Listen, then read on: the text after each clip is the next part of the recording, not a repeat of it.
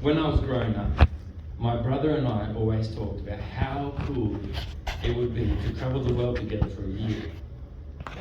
We saved for ages, and finally when I was 24, we set off on our trip. Although we were very good savers, we were also very good spenders. And after 6 months, we arrived in South America broke.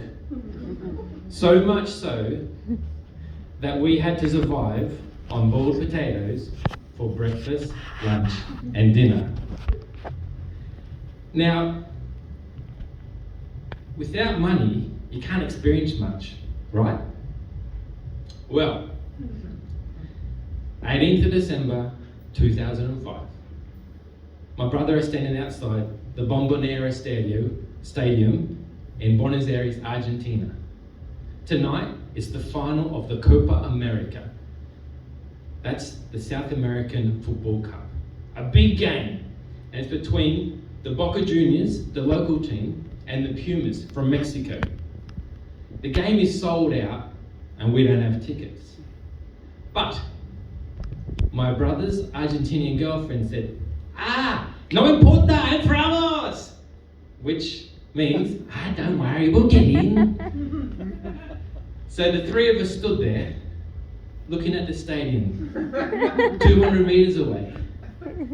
But unlike Australia, there are 4 checkpoints. So I'm starting to doubt whether we're going to see it. But anyway, I'm encouraged by Ari. We reached the first checkpoint, and somehow she talks her way past the security guards. This is pretty good. 50 meters later, we get to the second checkpoint, and by luck, we're walking next to a guy, and he has a fistful of tickets, and the security guards just wave everybody through that's around him. Pretty shit security. We're cruising. We get to the third checkpoint, but these guys, no, they're the real deal. 1 person, 1 ticket, and you go through.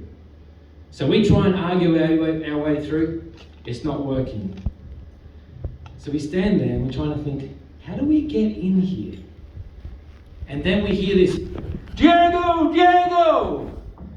And we look around, and there's this black car coming up. Now, I don't give a shit who Diego is, but the guards are opening the gate to let the car through because such a crowd was going over towards it. This is our chance. So Ari, Dave, and I, we're so focused on this gate. It's opening, I don't realise that now the car is right behind me and hits me on the back of the leg. And it hits on the left leg and it spins me around. And then I'm looking right in the back seat of the car at this short, chubby guy with black curly hair. And I realise Diego is Diego Maradona. I'm staring at him starstruck, and he doesn't even give a shit about me. So,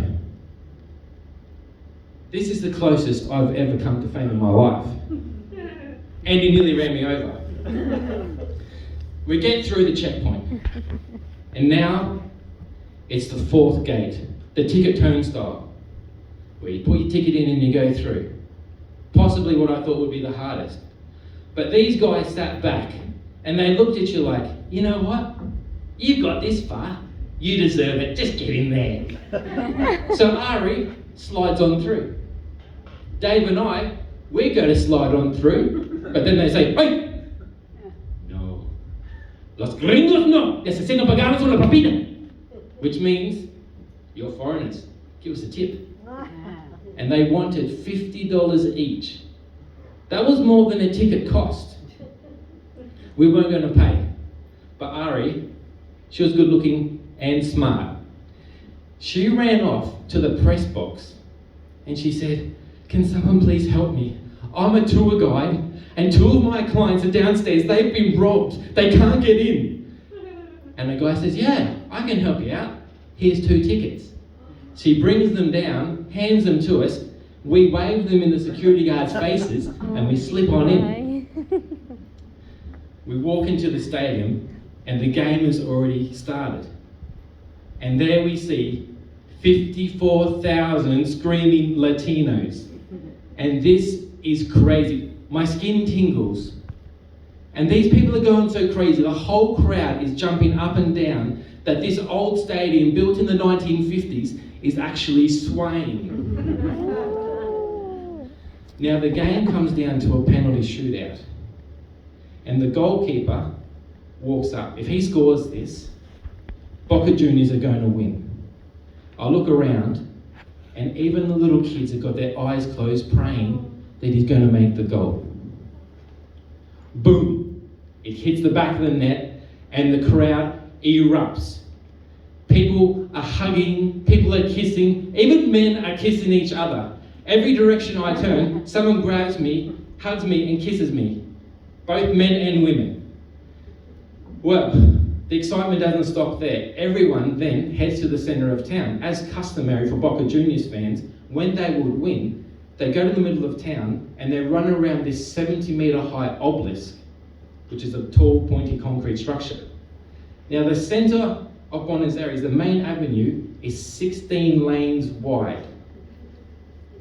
The police, they have it blocked off in all directions because there's thousands of people on the street celebrating, and they're all running around this obelisk. So we sit and watch for a while, but then Ari heads home. My brother and I, we start walking back to the hostel. Now, as we're walking along, we notice that now thousands of people are starting to run towards us. And as naive Australian tourists in South America, we're just like, wonder what's going on here. So we stand there as this stampede of people come running. And then we notice that there's this wall of riot police stretching right across the 16 lanes. They're marching in formation with shields and batons, and every person they get to, they just beat. So my brother and I are still standing there.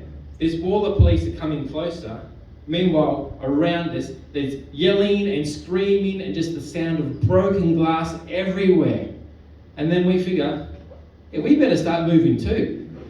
So we run, and then we run over to the edge of the avenue where all the shops are.